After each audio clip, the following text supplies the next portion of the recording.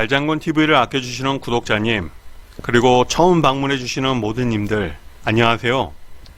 요즘 뉴스를 보면 왜 이리도 잔뜩 고구마를 먹은 듯 답답한지 거참.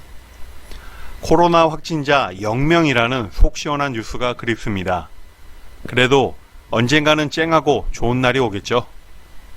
오늘도 외국인과의 부동산 거래에 대한 전화 상담 사례를 바탕으로 좋은 정보 전달해 보도록 하겠습니다. 대부분은 무언가 잘 안 풀릴 때 도움을 받고자 상담을 받겠죠. 우리 국민도 부동산 취득에 있어 두렵기도 하고 난간에 부딪히기도 하는데 하물며 외국인은 어떻겠습니까? 항상 드리는 말씀이지만 외국인의 국내 부동산 취득 관련해서는 사전에 전문가와 상담을 하고 계약을 진행하실 것을 권해드립니다. 이번 사례를 간략히 요약하자면 외국환 거래법에 대해 모른다입니다. 당연하죠. 외국인이 우리나라에 이런 법이 있는지 어찌 알겠습니까? 하물며 우리 국민이라 할지라도 학교에서 가르쳐 주는 것도 아니고 성인이 되어 외국인과 혼인할지 누가 알았겠습니까? 법의 맹점입니다. 모든 사람이 육법 전서를 꿰차고 있는 것도 아니고 몰라서 그런 건데 말이죠. 그럼에도 불구하고 정부에서는 과태료 폭탄을 부과하니 말이죠. 모르고 있다는 것이 곧 죄가 된다는 것입니다. 요즘 국제결혼들 많이 하시죠? 외국인 여성과 혼인한 남편은 신혼생활을 위해 자신이 보유하고 있던 자금을 이용하여 아파트를 취득하고자 하였고 누군가가 보유 빚 양도에 있어 부부 공동 명의로 하면 세금을 아낄 수 있다고 해서 공동 명의로 등기를 했습니다. 문제는 얼마 지나지 않아 한국은행에서 전화가 왔는데요.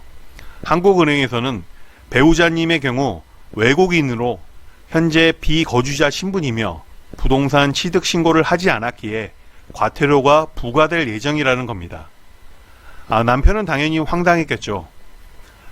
아니, 내가 아파트 잔금을 치른 후 법무사를 통해 소유권 이전 등기를 모두 마쳤는데 지금 와서 무슨 부동산 취득 신고를 안 했다고 그러느냐. 구청을 통해 부동산 취득 신고를 하고 취득세까지 모두 납부하였다고 열배를 토했겠으나 소용없었다는 것입니다. 근데 외국환 거래법에 따른 부동산 취득 신고 위반 과태료가 얼마일까요? 무려 2,400만 원입니다. 거래가액을 기준하여 4%가 부과되니까요. 만약 이의 신청을 통해 공동명의 지분 취득을 했기에 절반인 3억 원에 대한 과태료가 부과된다면 그래도 1,200만 원입니다. 취득세 1.1%인 660만 원과 비교해도 엄청 큰 액수죠. 무엇이 문제였을까요? 뻔한 사례입니다. 몰라서 그런 것입니다. 외국인의 부동산 취득 절차를 다시 말씀드리면 거주자냐 비거주자냐에 대한 개념은 소득세법, 외국환 거래법에 따라 조금씩 차이가 나는데요. 외국환 거래법에 따른 비거주자의 경우 국내 체류 기간이 183일, 즉 1년 365일을 기준하여 6개월 이상 국내에 체류하고 있으면 거주자로 분류되나 소득세법에서는 단지 체류 기간 외에 체류의 필요성, 즉 직업, 가족 거주, 국내 재산 보유 현황 등 다양한 요소를 고려해서 분류하기 때문에 거주자냐 비거주자냐에 대한 판단에 있어서는 대단히 유의해야 된다고 자주 말씀드렸습니다. 통상적인 부동산 계약은 계약을 체결하고 대금을 지불하고 나면 실질적인 소유권을 취득하게 되는데요. 이후에 부동산 소재지 관할 행정관청에 부동산 취득신고, 즉 취득세 신고 납부를 한 후 등기소에 등기 신청을 하면 등기부에 본인 명의의 소유권이 공시되어 나오죠. 외국인 중 거주자의 경우에는 이렇게 우리 국민과 취득 절차가 동일하겠습니다. 다만 외국인 중 비거주자의 경우에는 2번의 부동산 취득 신고를 해야 됩니다.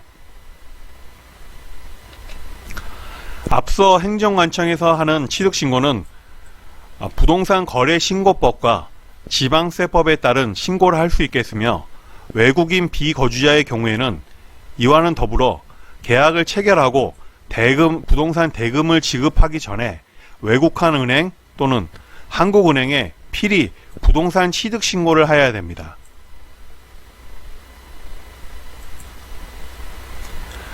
외국인의 국내 부동산 투자 목적을 살펴보면 기본적으로는 실거주가 목적이겠으나 향후 시세 차익을 바라거나 외국한 투자를 통해 부가적으로는 환차익까지 바라볼 수 있습니다.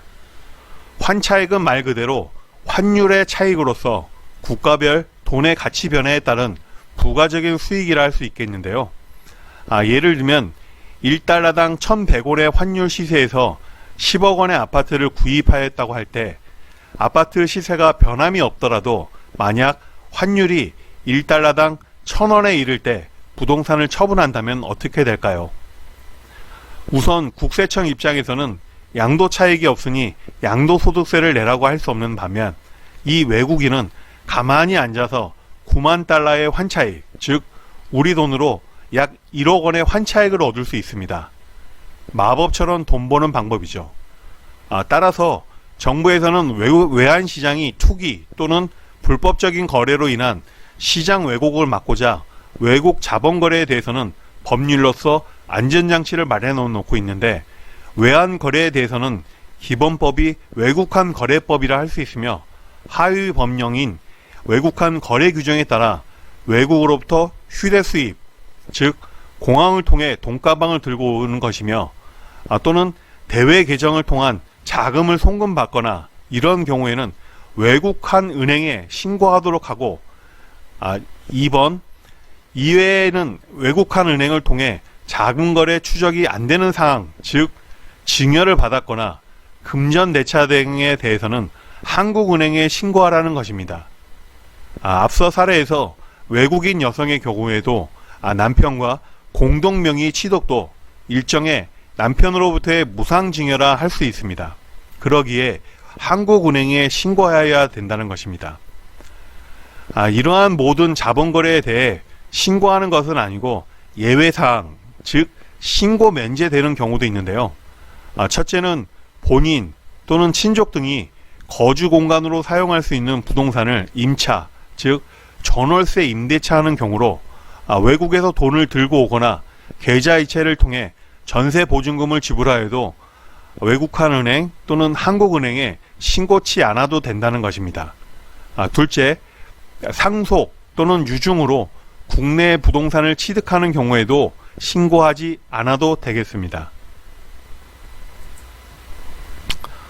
외국한 은행 또는 한국은행에 하는 부동산 취득 신고 절차를 살펴보면, 먼저 우측 그림에서 보여지는 부동산 취득 신고 수리서에 신청인의 정보와 이와 더불어 부동산 계약서, 신규 분양의 경우에는 분양계획서, 본인의 여권, 신청 서약서, 외국한 신고 필증 등을 같이 제출합니다. 이후 외환심사팀에서는 일주일 이내 심사를 하고 부족한 서류가 있다면 보완 요청을 하여 처리 절차에 대한 결과를 신청인에게 통보하며, 처리 승인이 된 경우에는 취득 신고 필증을 교부하는데 방문 수령 또는 우편 수령 방법이 있습니다. 이 신고 필증의 경우 추후 부동산을 처분, 즉 매도 후 잔금을 다시 해외로 반출하고자 할 경우 필히 제출해야 하기에 잘 보관하셔야겠으며, 자세한 사항은 제 채널에서 제12편 부동산 처분 절차를 참고하여 주시기 바랍니다. 만약 외국한 은행 또는 한국은행의 부동산 취득 신고 등 외국한 거래법 위반자에 대한 행정처분 절차를 자세히 살펴보면,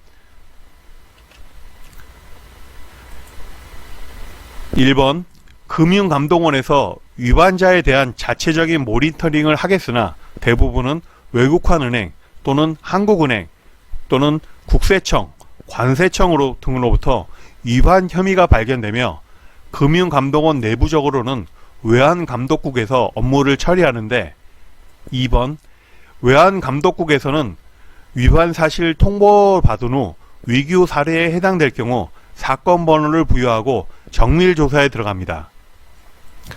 다음 3번 당사자에게는 행정처분 사전 통지서를 발급하여 위반 사실을 인지시키고 금감원에 출석하여 위반자 면담 등 의견 진술을 청취하게 됩니다.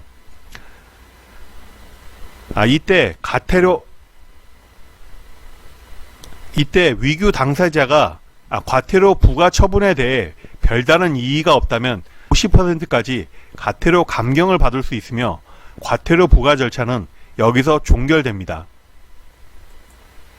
그러나 과태료 부과에 대하여 위반자가 이의 신청을 하게 되면 최소 15일의 의견 진술 기간이 부여되며 이 의견서를 받아서 제출받아 금융위원회의 제재 심의를 받게 되며 다음 최종 심의 결과는 문서로서 당사자에게 통보되며 행정처분이 확정되겠습니다.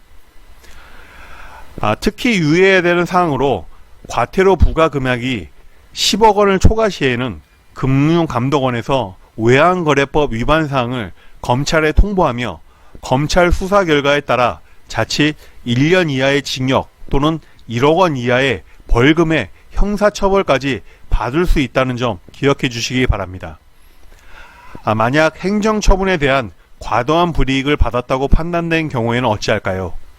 이때는 행정심판 또는 행정소송으로 가야겠죠. 이렇게 되면 매우 피말리게 되니 여기까지 안 가셨으면 하는 바람입니다.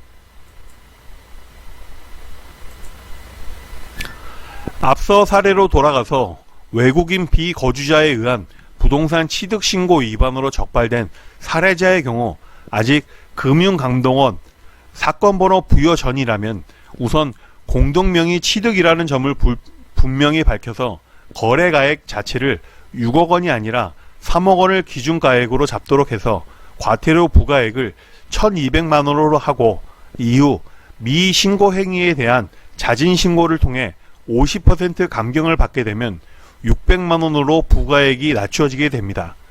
이후 금융감독원 의견 진술 기한 내 자진 납부를 한다면 20% 추가 감면을 받게 되어 최종적인 과태료는 480만 원으로 대폭 감소되겠습니다.